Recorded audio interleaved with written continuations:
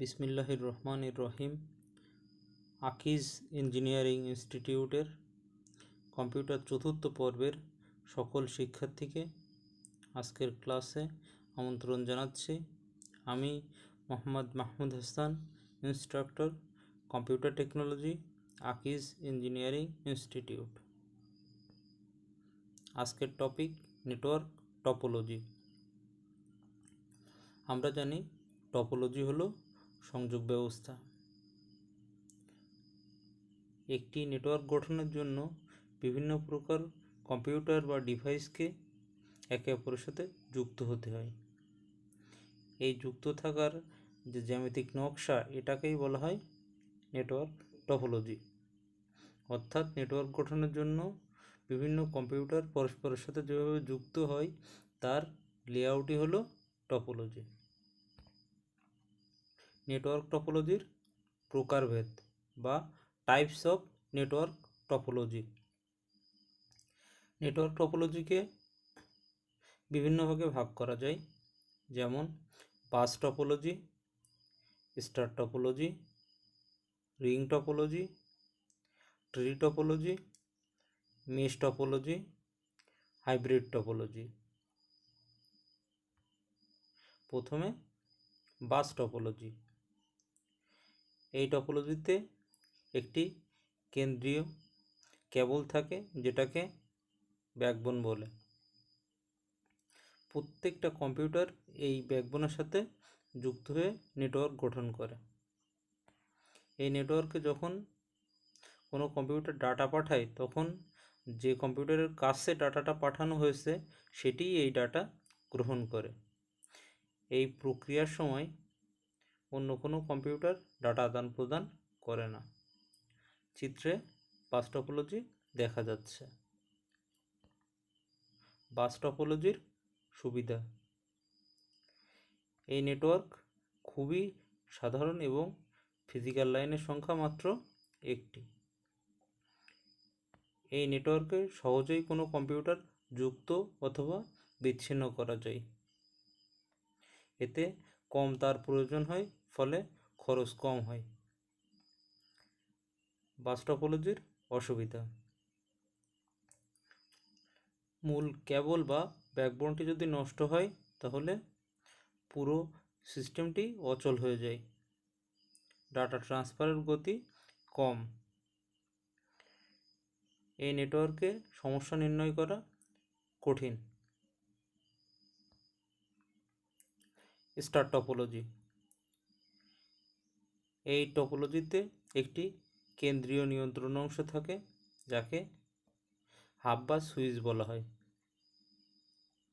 এর সাথে সমস্ত ডিভাইসগুলো যুক্ত হয়ে নেটওয়ার্ক গঠন করে এবং এটির আকৃতি অনেকটা স্টারের মতো, তাই একে স্টার টপোলজি বলে। এই নেটওয়ার্কে যদি কোনো কম্পিউটার অন্য কম্পিউটারে ডাটা পাঠাতে চায়, তাহলে প্রথমে কম্পিউটারটিকে ডাটা হাব বা সুইচে পাঠাতে হবে। তারপর হাব বা সুইচ সেই ডাটাকে প্রাপকের কাছে পৌঁছে দেবে।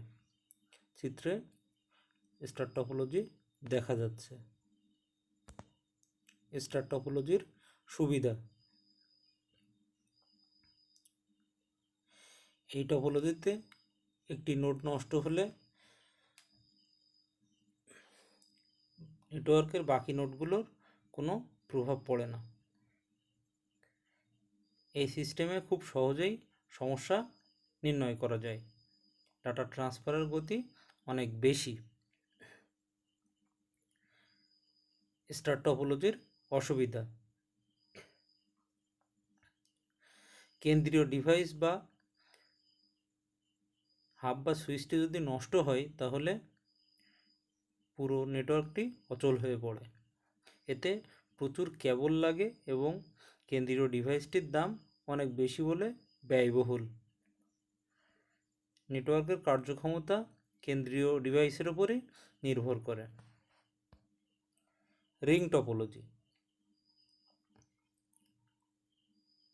এই টপোলজিতে কয়েকটি কম্পিউটার পাশাপাশি একে অপরের সাথে যুক্ত হয়ে রিংয়ের ন্যায় আকার ধারণ করে, ফলে একে রিং টপোলজি বলে। এই টপোলজিতে ট্রান্সফারকৃত ডাটা চক্রাকারে ঘুরতে থাকে যতক্ষণ না পর্যন্ত প্রাপক কম্পিউটার সেটা রিসিভ না করে। এই টপোলজিতে কোনো কেন্দ্রীয় কম্পিউটার থাকে না, ফলে প্রত্যেকটা কম্পিউটারের গুরুত্ব সমান হয়। চিত্রে রিং টপোলজি দেখা যাচ্ছে। রিং টপোলজির সুবিধা: কোনো কেন্দ্রীয় কম্পিউটার বা সার্ভারের প্রয়োজন হয় না।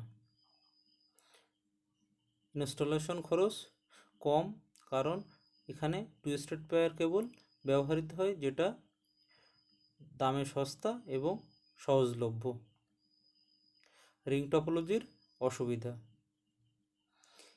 এই নেটওয়ার্কে যদি একটিমাত্র কম্পিউটার নষ্ট হয় তাহলে পুরো নেটওয়ার্ক অচল হয়ে যায়। সমস্যা নির্ণয় করা বেশ জটিল। নেটওয়ার্কে যদি কম্পিউটারের সংখ্যা বেড়ে যায় তাহলে ডাটা ট্রান্সফারের রেট কমে যায়, ফলে সময় বেশি লাগে। ট্রি টপোলজি: এই টপোলজিতে অনেকগুলো স্টার টপোলজি গাছের শাখা প্রশাখার ন্যায় বিন্যস্ত হয়ে নেটওয়ার্ক গঠন করে বলে একে ট্রি টপোলজি বলে। এই টপোলজিতে হোস্ট হিসেবে এক বা একাধিক কম্পিউটার পরস্পরের সাথে যুক্ত থাকে, যেটাকে রুট বলে। চিত্রে ট্রি টপোলজি দেখা যাচ্ছে। ট্রি টপোলজির সুবিধা: শাখা প্রশাখা সৃষ্টির মাধ্যমে এই টপোলজির নেটওয়ার্ক সহজেই বাড়ানো যায়। এই টপোলজিতে সমস্যা শনাক্তকরণ ও সংশোধন তুলনামূলক সহজ। একটি কম্পিউটারের সমস্যা পুরো নেটওয়ার্ককে অচল করে না। ট্রি টপোলজির অসুবিধা: এই টপোলজি সিস্টেম অন্যান্য টপোলজির তুলনায় কিছুটা জটিল। রুট কম্পিউটারে যদি সমস্যা দেখা দেয় তাহলে নেটওয়ার্কটি অচল হয়ে পড়ে।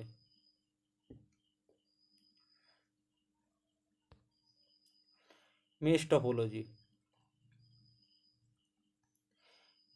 এই টপোলজিতে কানেক্টেড প্রত্যেকটা কম্পিউটার একে অপরের সাথে সরাসরি যুক্ত থাকে।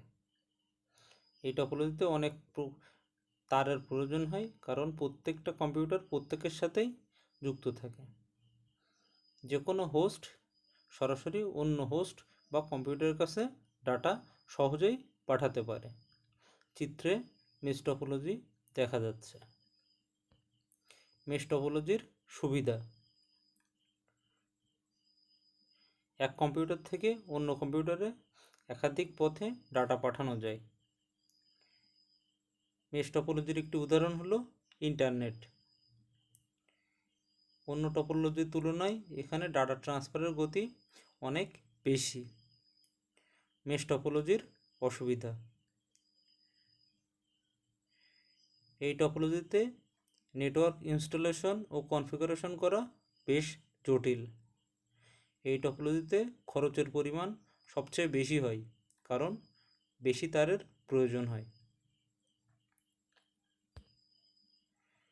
হাইব্রিড টপোলজি: কয়েকটি টপোলজি যেমন বাস, স্টার, রিং ইত্যাদি টপোলজি নিয়ে একটি গঠিত নতুন ও বিশাল টপোলজি সিস্টেমকে হাইব্রিড টপোলজি বলে।